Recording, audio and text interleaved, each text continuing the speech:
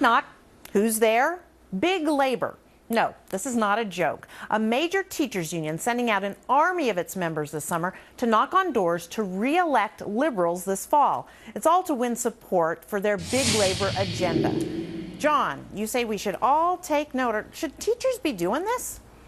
No, they shouldn't. Look, if you have a person show up at your door and they tell you they are with a political party, you will have them thrown off your doorstep. Then you will fumigate your house to get rid of the stench from the politics.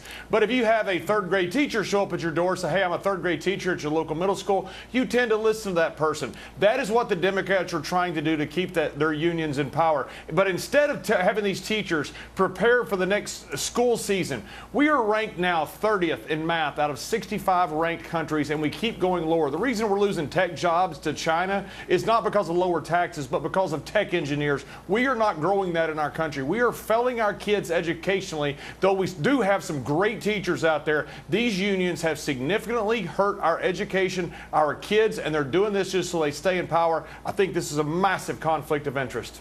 Well, Chuck, what do you think? I mean, the teachers aren't being forced to do this. This is an agenda they agree with.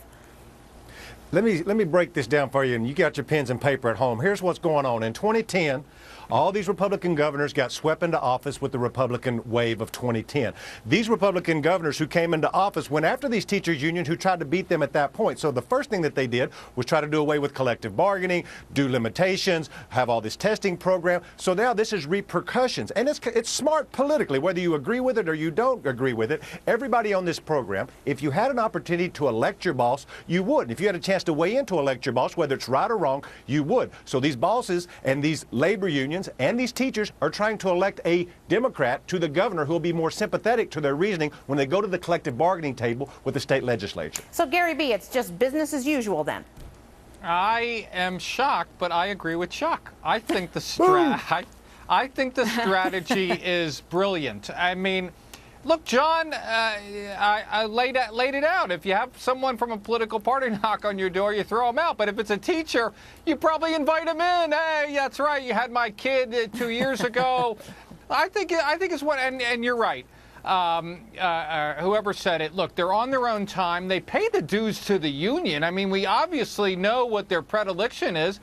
I think it's going to backfire, by the way. I don't think it's going to help one iota. But if that's how they want to spend their summer, so be it. I think it's a great strategy. But Tracy, should younger teachers really be jumping in on this bandwagon? Right. I actually think they should stay so far away from this because they, of all the teachers out there, should be demanding performance pay, demanding tenure be abolished for the sake of their own jobs and their own future. And truth of the matter is, for the sake of our kids, all that would help at the end of the day. John talks about how we were so behind educationally in this country, and that is a great place to start. And I think all the young teachers coming up the rank actually believe that as well. Well, Jonas, you know, unions had spent a lot of money in the past on their own agenda. What's different about this? And they haven't always been successful, by the way. That's why all those Republican governors got in. No, you can make the case that going national elections isn't such a great use for the teachers. Is really their pay packages is more of a local thing, and they're kind of wasting their union money in some way. But I will say, like, what better use of union money if your goal is to get good pay packages for your teachers than having the teachers go around and get, like you said, people, you get there. You know, Bobby's grades weren't so good last. Here's how we can take a fix at that. You know, look at these people we want you to vote for.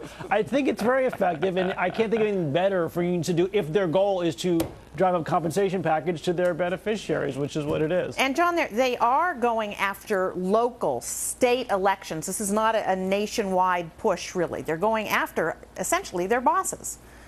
Yeah, that's exactly what they're doing. And look, we are failing our country, our kids, educationally. And you've got to be able, look, unions are neither bad nor good, but we need the ability to reward teachers that do a great job, and we need the ability to fire teachers that do bad jobs. And the problem with these unions is they want to get massive benefits, but they don't want either. They just want everybody to be the same, and that hurts our education system. Well, Gary B., I bet you would say that unions might be either bad or good. I bet you could make a ruling on that. Well, that's the irony, is that if these teachers looked at history of how unions have affected companies and organizations, it's always the ones in decline. Now, I don't know if we can ever get rid of the teachers union. It's kind of like getting rid of the the unions that encompass all the government employees. That's probably ossified, and that's there forever. But, you know, they should realize, and I think Tracy made the point, especially the younger teachers should realize that arguing for competition probably improves their hand over the long term. But, you know, listen, maybe they paid their dues and they got to kind of walk the corporate line. Well, Tracy, you got 3 kids at home. Mrs. Smith knocks on your door. What do you tell her? God willing, I'm on vacation tonight. I'm not there. That's what I'm hoping. And If I hope you're in everybody Congress, else. you would be. Exactly. So you know no one's going to answer the door in D.C.